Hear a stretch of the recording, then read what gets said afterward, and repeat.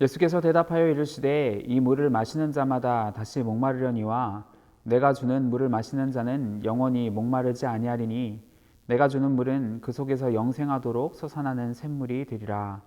아멘. 하나님 아버지, 오늘 이 아침에도 하나님의 은혜를 사모하는 마음으로 주님 앞에 나와 엎드렸습니다. 하나님의 은혜 아니고서는, 또 성령님의 은혜 아니고서는 절대로 해결될 수 없는 목마름이 우리 삶 가운데 있음을 고백합니다. 하나님, 이 텅 비어있는 우리의 마음, 또 죄악에 갇혀서 하나님의 도우심을 간절히 바라는 우리 이 영혼, 하나님께서 긍휼히 여겨주시고 오늘 이 아침에 나를 건져내시는 하나님, 텅 빈 내 마음을 성령으로 가득 채워주시는 하나님, 그 하나님을 깊이 만나는 시간 될 수 있도록 아버지 은혜 허락하여 주시옵소서. 감사드리며 예수님의 이름으로 기도드립니다. 아멘.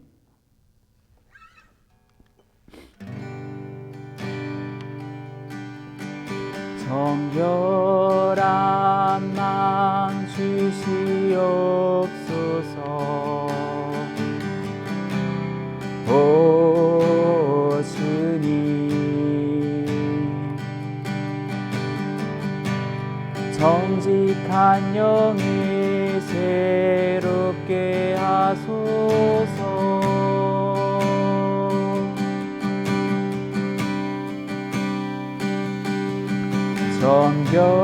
정결한 마음 주시옵소서.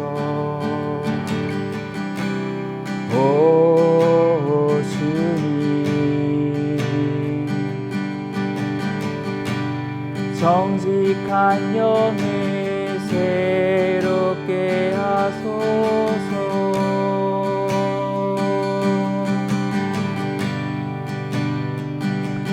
나를 주님 앞에서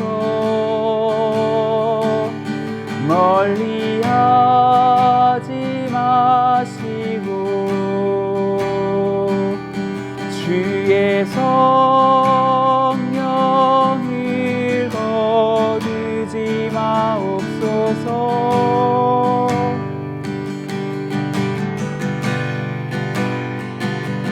그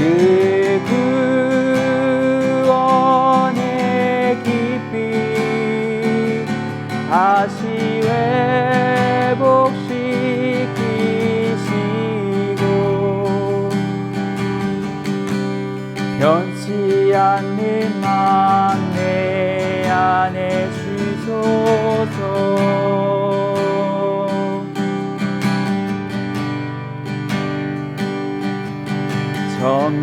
정결한 마음 주시옵소서. 오 주님, 정직한 영을 새롭게 하소서.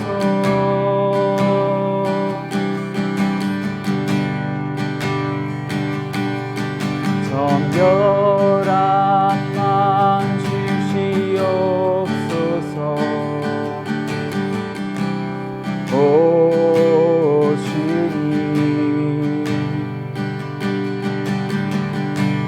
정직한 영을 새롭게 하소서.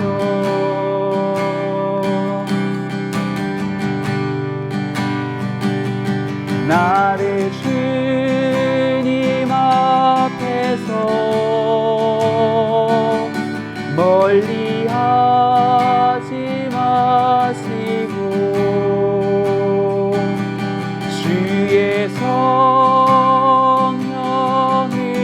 거두지 마옵소서.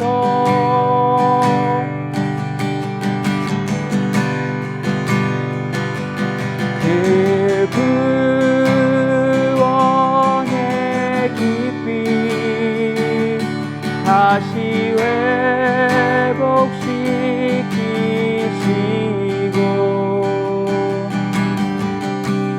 변치 않는 마음 내 안에 주소서.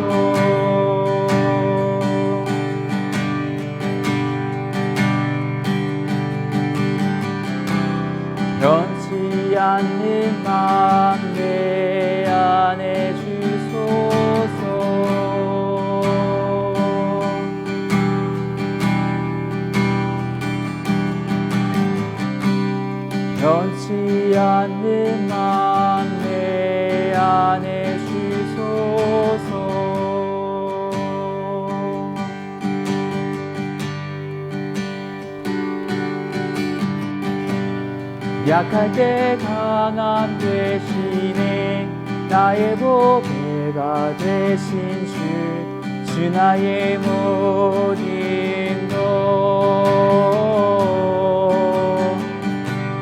주 안에 있는 보물을 나는 포기할 수 없네 주 나의 모든 것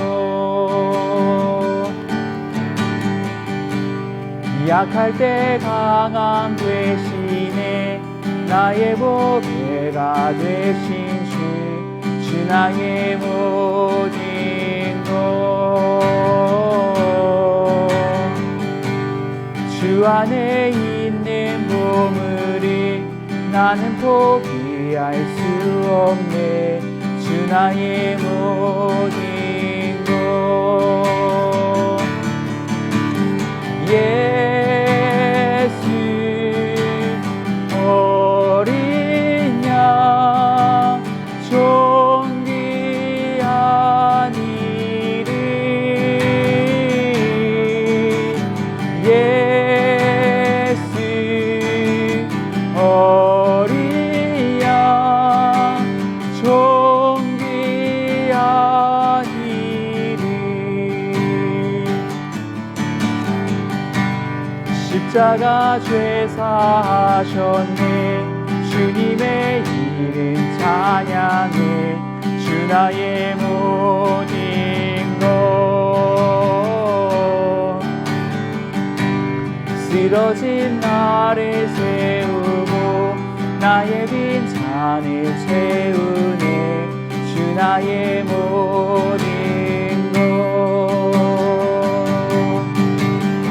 예수 어린 양 존귀한 이름 예수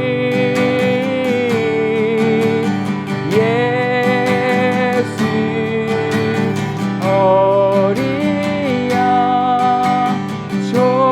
존귀한 이름 예수 어린 양 존귀한 이름 예수 어린 양 존귀한 이름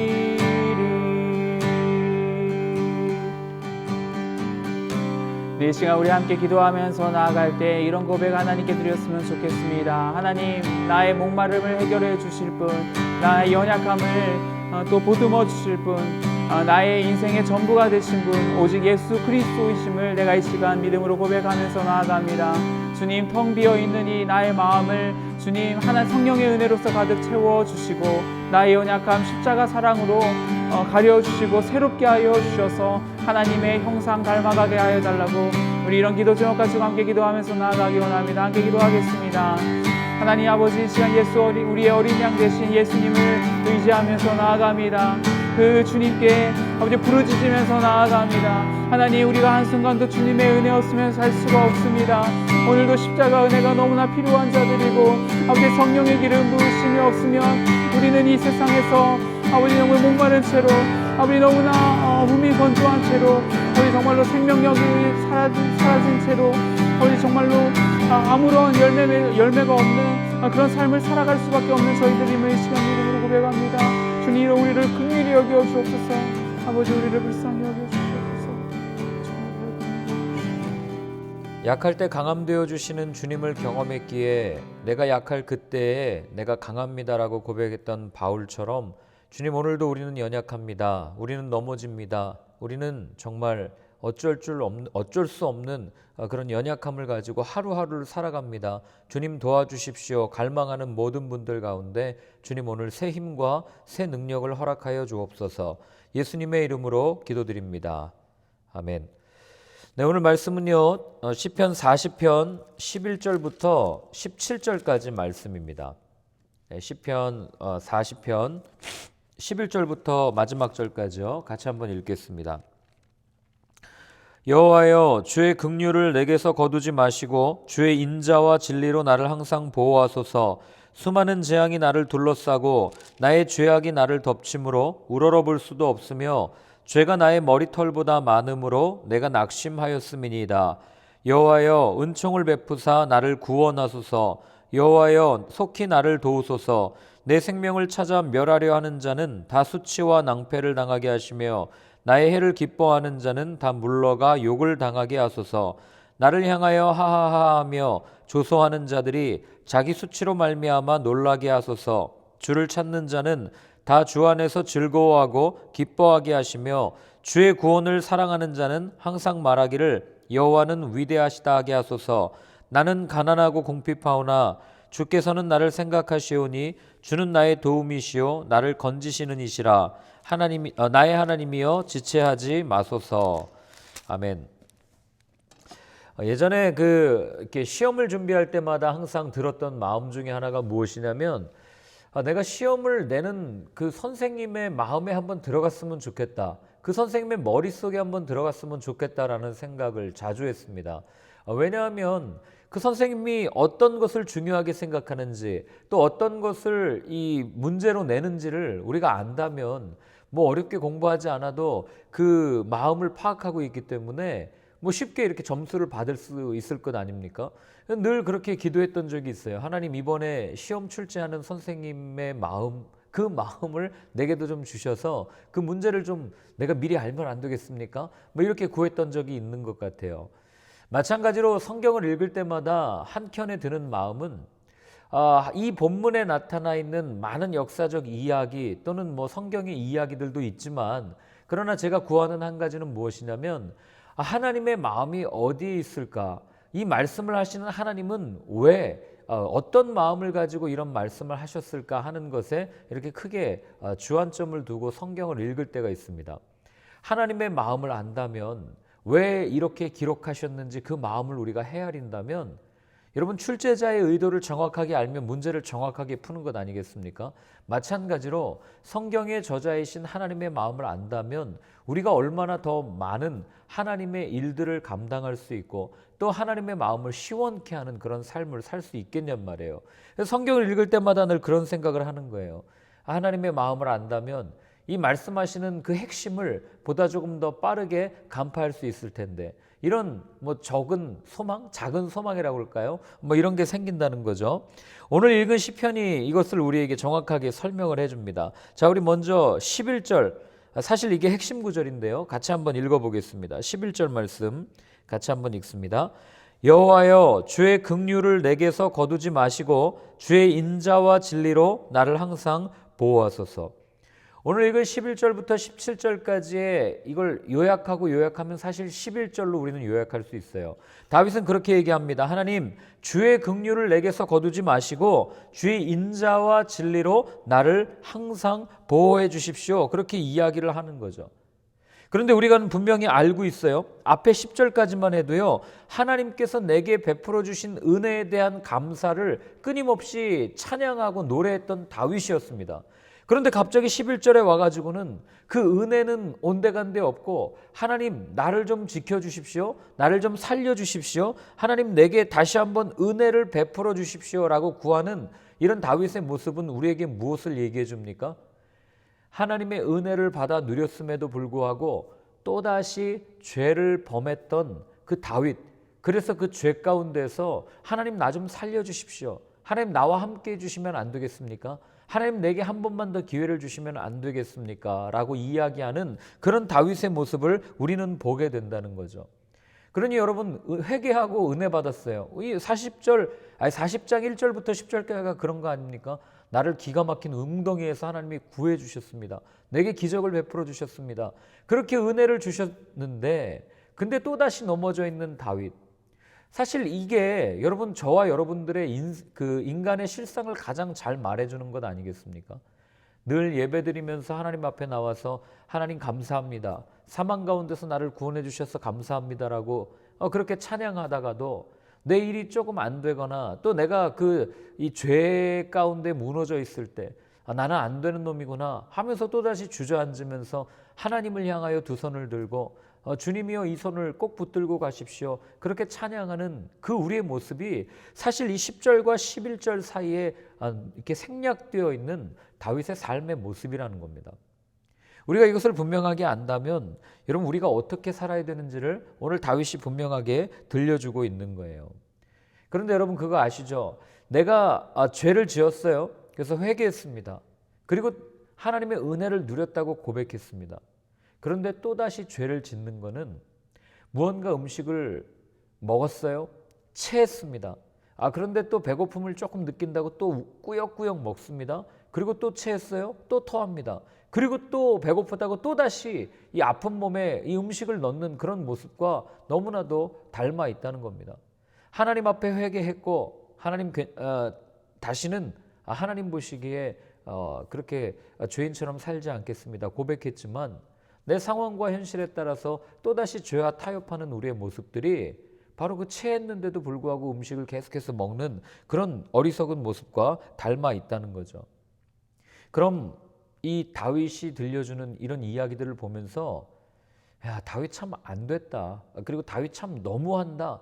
그리고 어떻게 또 이렇게 앞에서는 이렇게 기쁘게 찬양하다가 또다시 죄를 지어가지고 이렇게 이야기할 수 있나? 우리는 그렇게 평가할 수 있지만 그러나 오늘 본문에 다윗은 굉장히 위대한 한 가지 모습을 우리에게 들려줍니다. 자, 그게 뭐냐면요. 보세요. 그는 죄를 지었습니다. 회개했어요. 그리고 나서 다시 하나님 앞에 구합니다.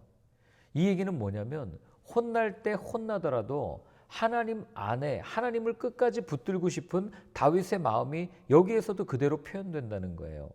그 얘기는 무엇이냐면 다윗은 하나님이 어떠한 분이신지를 분명하게 알고 있었던 사람이라는 거죠. 하나님이 어떤 사람입니까?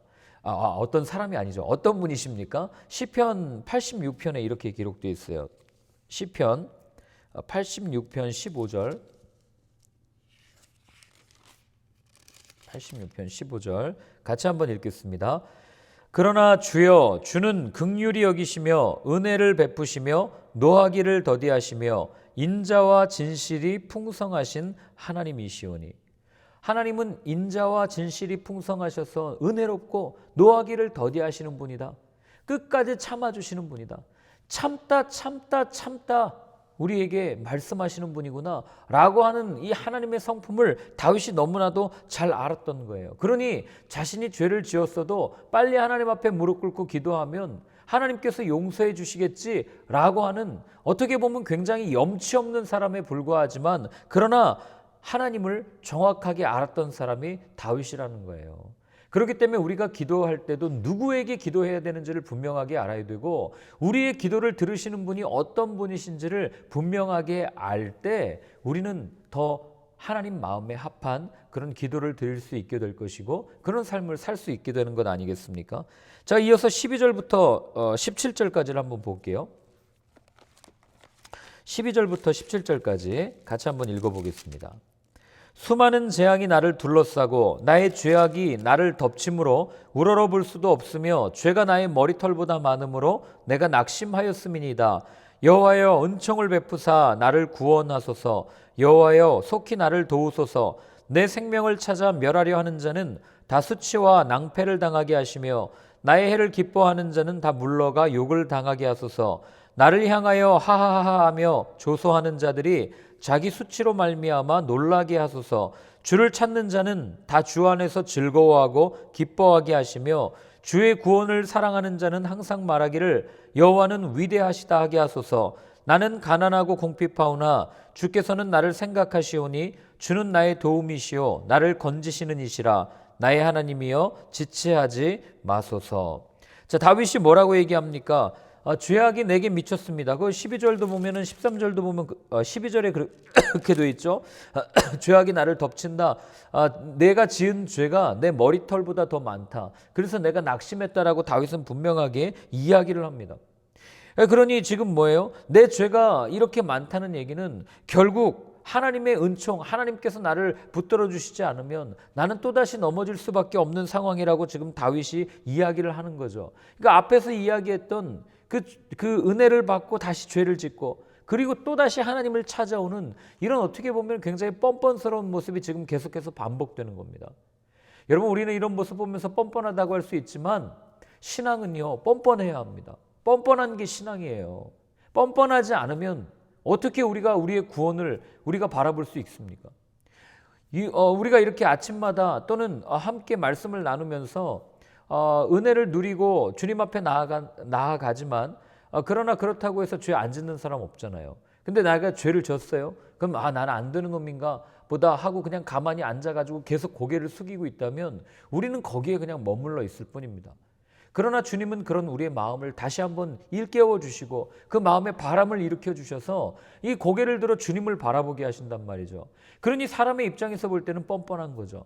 그러나 주님은요, 그 뻔뻔함 가운데도 뻔뻔하지만 그럼에도 불구하고 당신께 나아오는 당신의 자녀들을 향해서는 끝없는 은혜와 이 베품을 약속해 주시고 있다는 겁니다. 제가 그래서 어제 이 말씀을 이렇게 묵상하면서 한 구절이 떠올랐어요. 어떤 구절이냐면 저기 신약성경 마태복음 18장에 보면은요, 이렇게 되어 있습니다. 18장 22절인데 함께 같이 한번 읽어보겠습니다. 18장 22절 같이 한번 읽겠습니다. 예수께서 이르시되 내게 이르노니 7번뿐 아니라 7번을 70번까지도 할지니라. 아멘. 지금 예수님이 그 앞에 베드로가 와서 묻거든요. 주님, 용서해 줘야 되는데 몇 번이나 합니까? 7번 해주면 되겠습니까? 그러나 주님이 말씀하십니다. 7번씩 70번이라도 하라는 거죠. 똑같은 죄에 대해서. 이 말은요, 무한대로 용서하라는 말이에요. 근데 이게 사람이 할 수 있을까요? 못합니다. 7번 해도 많이 하는 거예요. 그러면 주님은 왜 베드로에게 이 490번이나 되는 이런 용서를 말씀하셨을까요? 여러분, 이게 누구의 말씀이에요? 주님의 말씀이에요. 주님이 말씀하신 거 지키시는 분입니까? 안 지키시는 분입니까? 지키시는 분이죠. 그럼 이 말씀이 누구에게 적용되는 겁니까? 주님께 적용되는 거예요. 그러니까 우리는 서로를 보면서 왜 용서 못하냐, 주님이 이렇게 많이 용서라고 했는데 용서하는 게 이게 정상 아니냐라고 평가하거나 비판할 이유가 없는 건, 제가 장담하는데 우리 중 누구도 7번 이상, 아니 490번 용서할 수 있는 사람은 지구상에 존재하지 않습니다. 한번 보십시오. 똑같은 죄로 490번 했다? 안 보겠다는 얘기죠.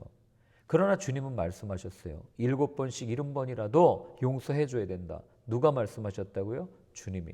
그렇기 때문에 여러분, 이게 우리 아버지의 모습인 거예요. 우리가 어떤 죄를 지어도 주님 앞에 나와서 주님, 천부여 의지 없어서 손들고 옵니다. 주님밖에 없습니다. 이 죄의 수렁텅이에서 나를 건져내 주실 분은 주님밖에 없습니다라고 두 손 들고 나올 때 우리 주님은 그 죄가 설사 7번씩 70번이라 할지라도 용서해 주실 수 있는 그런 넉넉함을 가신 분이 주님이시라는 것을 오늘 이 마태복음이 들려주는 것이고, 또한 다윗은 그것을 알았기 때문에 염치 없고 뻔뻔하게 보일나 할지라도 주님 앞에 나와서 지금 용서해달라고 구하고 있는 그런 모습을 우리에게 들려주는 겁니다. 이렇게 말씀드렸다고 해서 또 그러면 이제 죄를 져도 되는구나, 이렇게 죄를 합리화하라는 말은 아닙니다. 여러분, 죄는 가까이에서는 안 될 거예요. 아주 작은 부분이라도 죄에 노출되면 우리는 그 죄의 영향을 받고 넘어가게 돼 있습니다. 당연히 죄는 아주 멀리 있어야 돼요. 이 죄에게 문을 열어줘서는 안 되는 거예요.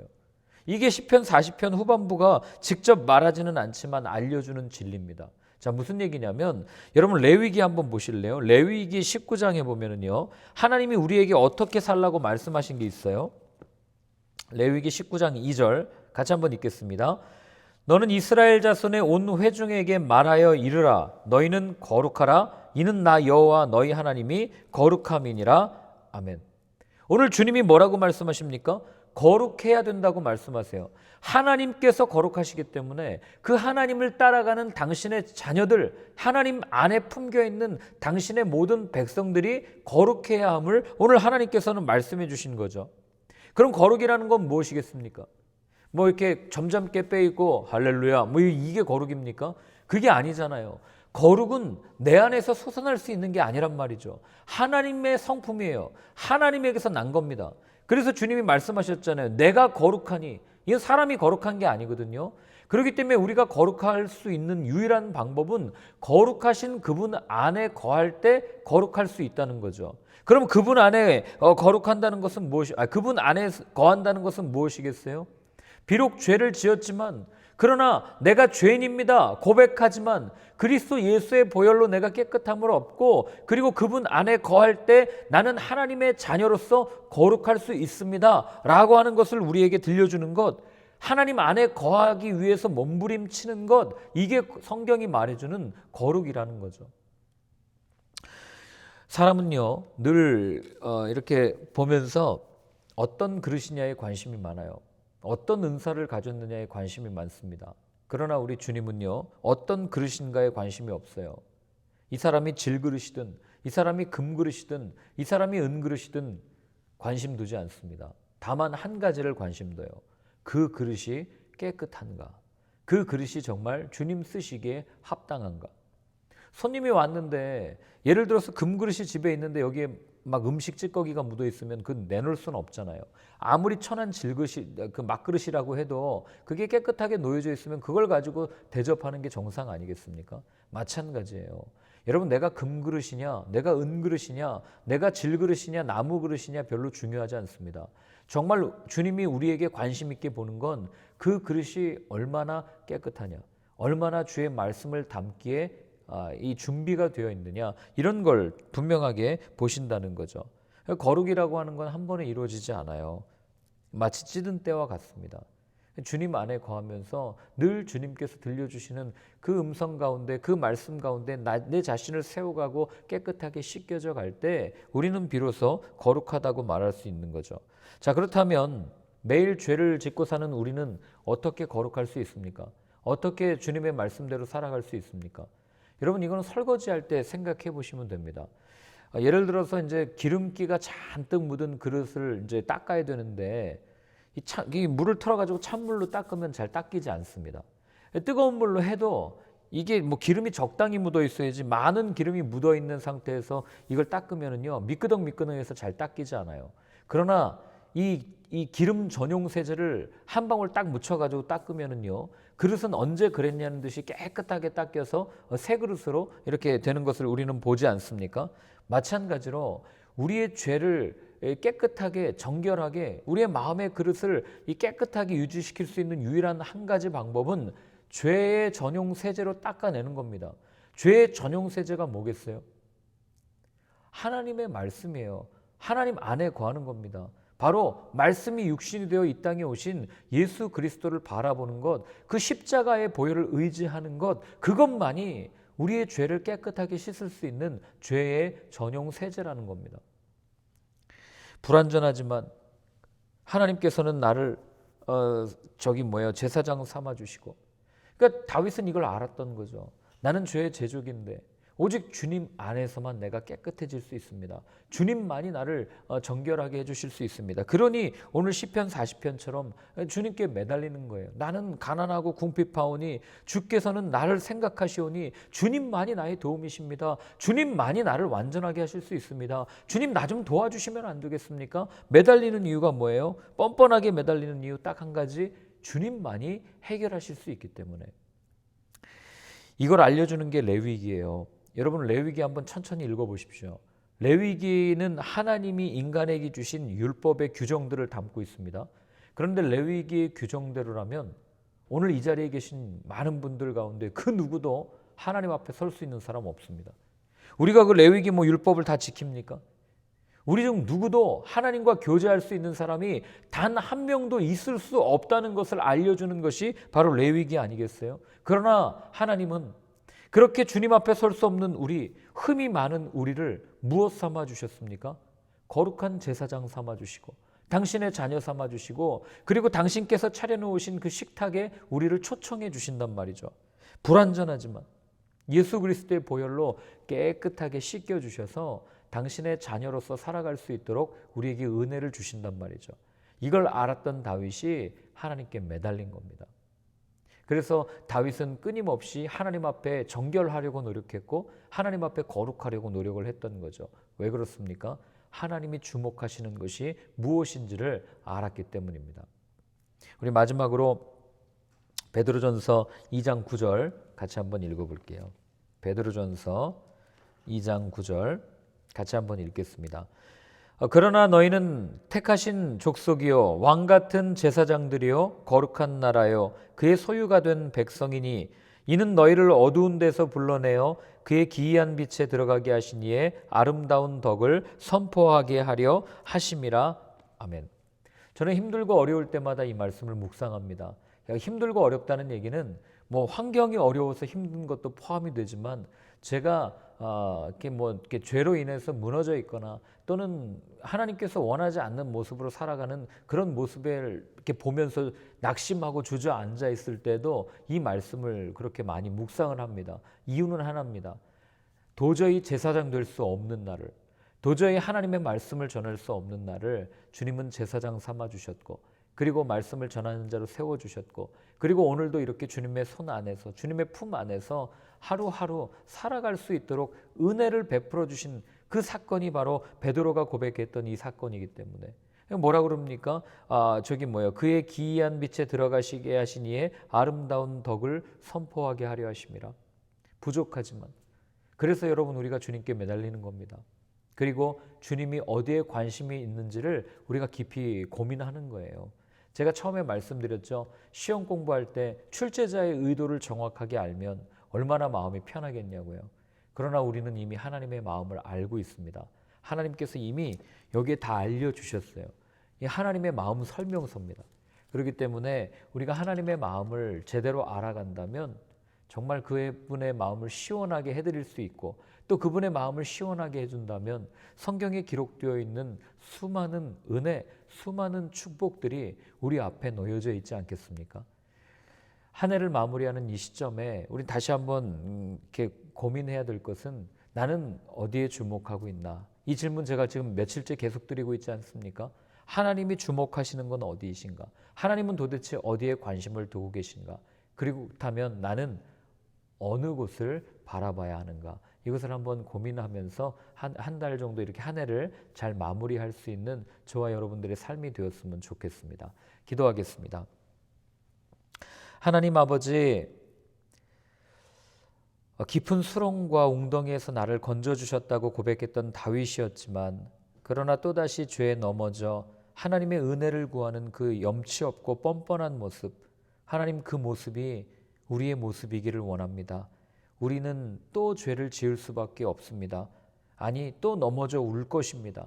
그러나 그때 포기하지 않고 우리를 향해 두 팔을 벌리고 계시는 그 주님을 생각하며 다시 한번 주님께 매달릴 수 있는 저희 모두의 삶이 되게 도와주시고, 그리고 주님이 어디에 관심이 있으신지를 늘 그 의중을 헤아리며 하나님의 뜻을 이 땅 가운데 펼쳐낼 수 있는, 그래서 하늘에서 아버지의 나라가 이루어진 것 같이 땅에서도 아버지의 나라를 이루어갈 수 있는 저희 모두의 삶이 되게 하여 주옵소서.